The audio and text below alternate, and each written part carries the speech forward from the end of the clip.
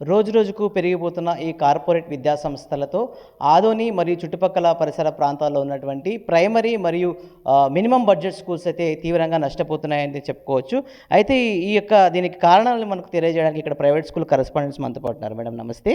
ఈ యొక్క corporate schools వల్ల మీకు ఏ విధంగా ప్రభావం పడింది? సో కార్పొరేట్ స్కూల్స్ పెద్ద ప్రభావం అంటే చెప్పలేనండి.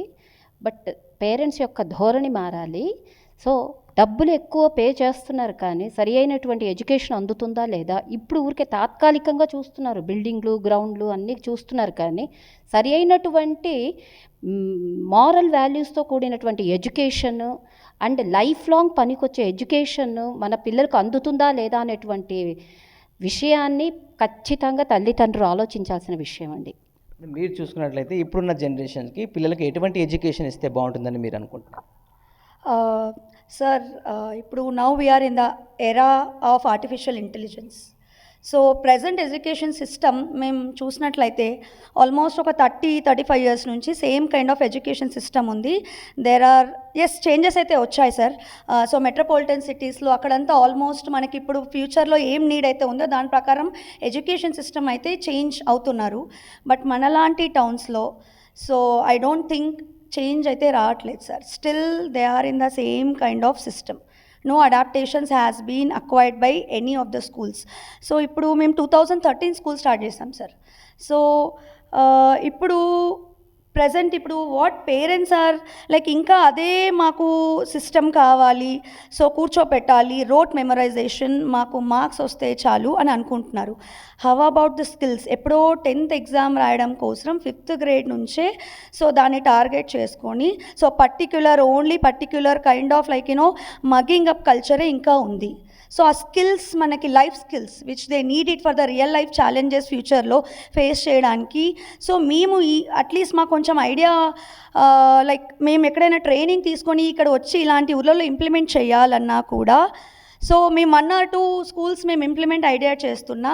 సో 90% స్కూల్స్ ఇంకా లైక్ కైండ్ ఆఫ్ అదే ఎడ్యుకేషన్ సిస్టంలో అదే మెథడ్లో వెళ్తున్నారు కాబట్టి it has become very difficult for us to get the changes in our town. మీరు చెప్పండి, ఇప్పుడు లక్షలు వెచ్చించి విద్యార్థులకైతే ఫీజు కట్టి జాయిన్ చేయిస్తున్నారు, అయితే తల్లిదండ్రులు కూడా వాళ్ళపైన ఫోకస్ చేయట్లేదంటారా? ఖచ్చితంగా చేయర్లేండి. ఎందుకంటే అలాంటి వాళ్ళే అలాంటి స్కూల్స్ని ఎన్నుకుంటారనమాట. ఎవరైతే ఖచ్చితంగా మంచి ఎడ్యుకేషన్ ఇచ్చి మంచి తక్కువ రేటుతో చక్కగా బెస్ట్ ఎడ్యుకేషన్ ఇచ్చేవాళ్ళు పేరెంట్స్కి అవసరం లేదండి ఇప్పుడు కాలంలో. మీరు అంటే గతంలో గవర్నమెంట్ స్కూల్స్ ఎక్కువ ఉండేవి మేడం, ఈ మధ్య కాలంలో ప్రైవేట్ స్కూల్స్ పెరిగిపోయాయి.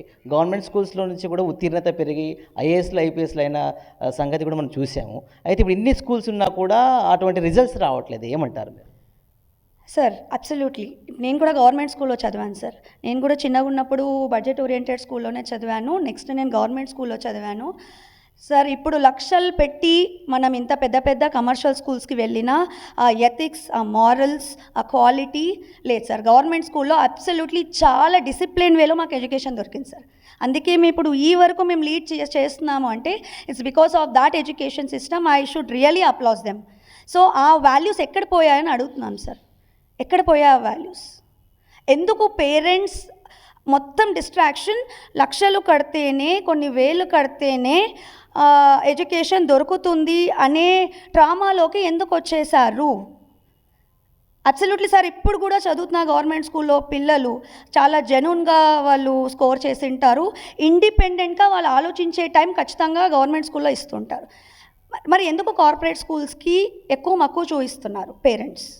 Is it because like education అనేది ఒక స్టేటస్ సింబల్ లాగా అనుకుంటున్నారా? ఎగ్జాక్ట్లీ, హైప్ లాగా అనుకుంటున్నారా? Okay fine. But at the same time మీ పిల్లలు ఏం డెవలప్ అవుతున్నాయి అనేది మీరు అబ్జర్వ్ చేస్తున్నారా? అసలు మీ పిల్లలు అనలైజ్ చేస్తున్నారా? అలా అనలైజ్ చేస్తుంటే కొన్ని real time examples I wanted to say.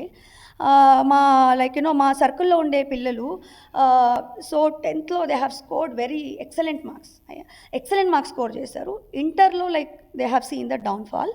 వచ్చేసేసరికి complete a course అయినా either engineering or doctor or some other professional course తీసుకుంటున్నప్పుడు why are they spending lakhs of amount?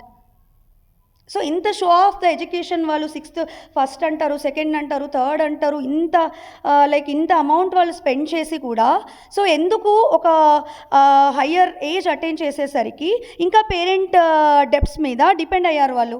Parent pay చేయాలి. ఇంటర్లో as they have to pay some lakhs, they score like normal range. మళ్ళీ 10th higher score ఉండేవాళ్ళు, మళ్ళీ ఇంజనీరింగో డాక్టర్లకో మళ్ళీ లక్షలు కోట్లు పెడుతున్నారు. సో అప్పుడు మీరు ఎంత షో ఆఫ్కి ఎక్కడ పోయింది లాభం, ఎక్కడ వెళ్తుంది మాకు అర్థం అవ్వట్లేదు.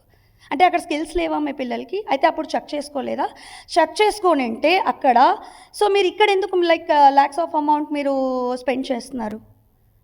మీరు చెప్పిన మనం అయితే కార్పొరేట్ విద్యా సంస్థల్లో వేలకు సంఖ్య విద్యార్థులు ఒకే గదిలో టీచింగ్ చేస్తూ వాళ్ళపైన ఫోకస్ టీచర్స్ చేస్తున్నారని మీరు అనుకుంటున్నారా? ఖచ్చితంగా లేదండి, ఖచ్చితంగా లేదు. అది అంత షో అంతే, అంతకన్నా ఇంకేం నేను చెప్పలేను.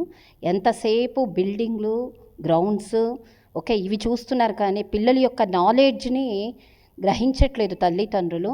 ఎంతసేపు పిల్లల్ని ఒక తీసుకెళ్తున్నారంటే ఒకే ధోరణిలో, వేరే ఎక్స్ట్రా యాక్టివిటీస్ లేదు. పొద్దున 8:30కి వెళ్తే రాత్రి 6:30 ఈవినింగ్ 6:30 7కి అయినా కూడా వాళ్ళు ఇంటికి రాని పరిస్థితి. అక్కడికి అసలు సొసైటీ ఎక్కడికి వెళ్తుందో అర్థం కావట్లేదు. ఇంత ఎడ్యుకేషన్ అవసరం ఉందా పిల్లలకి? పోనీ ఇంత ఉన్న తర్వాత కూడా మరి 100 మంది పిల్లల్లో ఒక 10 మంది ర్యాంకులు వస్తే ఎలాగండి మీరు దాన్ని కరెక్ట్ బెస్ట్ స్కూల్ అని ఎలాగా మీరు దాన్ని అనుకుంటున్నారు? నాకు అర్థం కావట్లేదు అసలు. అది కాదు కదా పద్ధతి. సో 100 మంది పిల్లల్లో 90 మంది 90% పిల్లలు if they get wrong ranks ఖచ్చితంగా అప్పుడు we can say that it is a best school. ఏదైనా మనం సబ్జెక్ట్ పరంగా వాళ్ళని ఒక్కసారి ఏదైనా మీరు వాళ్ళని విప్పి చూస్తే ఏమీ లేదండి, నిల్. సో ఇది నేను చెప్పదలుచుకున్నది. దయచేసి తల్లిదండ్రులు ప్రతి ఒక్కరు దీని గురించి ఆలోచించాలండి. సో పిల్లలకి మంచి మారల్ వాల్యూస్తో పిల్లల్ని టైంకు పంపించేసి తర్వాత వాళ్ళను ఎక్స్ట్రా యాక్టివిటీస్కి డ్యాన్స్ అని, మ్యూజిక్ అని, భగవద్గీత అని మంచి ఏదైనా మంచి పిల్లల్ని అటువైపు స్పిరిచువల్ వైపు తీసుకెళ్తే ఈ లైఫ్లో ఇప్పుడు ఉండే ఈ స్ట్రెస్ స్ట్రెయిన్ అంతా వీళ్ళు ఖచ్చితంగా ఇటువంటివి ఏవి వాళ్ళకు ఫ్యూచర్లో ఇబ్బంది కాకుండా ఒక బ్యాలెన్స్డ్ లైఫ్ని వాళ్ళు ఏర్పరచడానికి తల్లిదండ్రి ఎంతో దోహదపడతారనమాట. ఇప్పుడు ఆధునిక వ్యాప్తంగా చూసుకున్నట్లయితే ఎన్ని స్కూల్స్ ప్రభావితమయ్యాయి ఈ యొక్క ప్రైవేట్ కార్పొరేట్ వల్ల, అండ్ చాలా రకాల అంటే టీచర్స్ కూడా ఉపాధి కోల్పోయే అవకాశం ఉందంటారు. సార్ డెఫినెట్లీ అండి. సో మేము పాస్ లైక్ కరోనా టైం నుంచి చూస్తున్నాం సార్. సో ఆల్మోస్ట్ స్ట్రెంగ్త్ నాకు తెలిసి బడ్జెట్ స్కూల్స్లో అన్నిట్లో ఎవ్రీ ఇయర్ గ్రాఫ్ డౌనే ఉందండి. So completely parents are in the corporate illusion. First thing they have become rank producing machines. They have become so 100% marks వాళ్ళు చూయించుకోవడం, 100% మార్క్స్ మాకు సాటి ఎవరు లేరు, మాకు మించి మేము ఎవరు సాధించలేరు. But where is the spirit of the children? Are you understanding the feeling of the children? Pressure కుక్కర్లో పెట్టేశారండి పిల్లల్ని, ప్రెషర్ కుక్కర్లో కూర్చోపెట్టేస్తున్నారు. ఇంకా 10th వచ్చిందంటే ఒకటే నాకు తెలిసి సర్టెన్ క్వశ్చన్స్ ఏమో ఇచ్చేసి ఎవ్రీడే నాకు తెలిసి వీక్కి ఒక 10 ఎగ్జామ్లు ఇస్తారేమో పిల్లలు. అదే continuously they just doing it and they are scoring it. Obviously they are scoring it high marks. So ఆ స్కిల్స్ అని మరి ఇంటర్మీడియట్లో ఇప్పటి వరకు 2010 నుంచి కార్పొరేట్ స్కూల్ స్టార్ట్ అయ్యాయి sir. I think I don't mention the names. 2010 నుంచి ఆదోళన స్టార్ట్ అయ్యాయి. ఎవ్రీ ఇయర్ ఒక కార్పొరేట్ స్కూల్ చూసుకున్నా వాళ్ళ స్కూల్ నుంచి 250 నుంచి 300 వరకు డిప్లాయ్ అయి ఉంటారు 10th పాస్ అవుట్ వాళ్ళు. సో ఆల్మోస్ట్ 10-15 ఇయర్స్ అయిందా సార్? ఎంతమందికి నీట్ ఫ్రీ సీట్స్ వచ్చాయి, ఎంతమందికి IIT JEE ఫ్రీ సీట్స్ వచ్చాయి, సమ్ ఇన్ అదర్ ప్రొఫెషనల్ కోర్సెస్లో ఎంతమందికి వచ్చాయి సీట్స్? సో ఎంత పర్సెంట్ ఉంది సార్? సో 100 మందిలో 5 మంది వచ్చినా సలాం కొడతాం సార్, మేము వాళ్ళకు సలాం కొడతాం.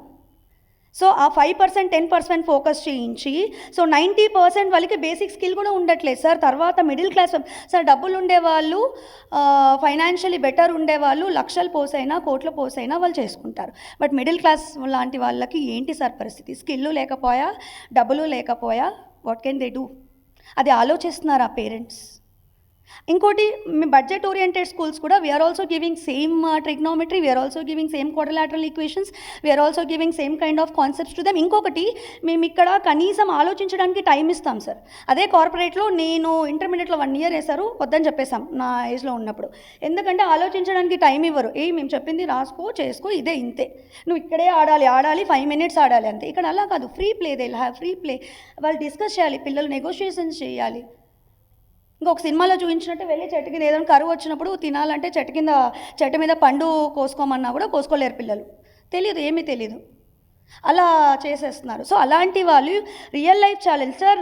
ఎవరైనా చిల్డ్రన్ డౌన్ఫాల్ చూసారు ఫ్యూచర్లో అంటే వాళ్ళ స్కిల్స్, వాళ్ళ కాన్ఫిడెంట్, వాళ్ళ ఎంపతి, వాళ్ళ డెడికేషన్ డెవలప్ అయితే they will definitely bounce back. ఇక్కడ వద్దు ఫెయిల్యూరే వద్దు. 1 mark తక్కువ వస్తే పిల్లలు డిప్రెషన్లో వెళ్ళిపోతున్నారు సార్. మళ్ళీ వాళ్ళ స్కూల్ బ్రాండ్ని ప్రొజెక్ట్ చేసుకోవడానికి రీవాల్యుయేషన్లు పెట్టి వీఆర్ నెంబర్ 1 మీరు అంత పెద్ద పొజిషన్లో ఉన్నారు, అంతమంది పేరెంట్స్ నమ్మి వచ్చినప్పుడు ఆ 1 mark కోసం మీరు రీవాల్యుయేషన్ ఎందుకే ఇస్తారు సార్? మీరు చెప్పాలి పిల్లలకి, you have done a good job, that is only a door. Next స్టెప్కి వెళ్ళడానికి డోర్ ఎంట్రన్స్ ఓపెన్ అయింది మీకు. లోపల రూమ్లో సర్వైవ్ అవ్వాలి అంటే you need a different number of attributes.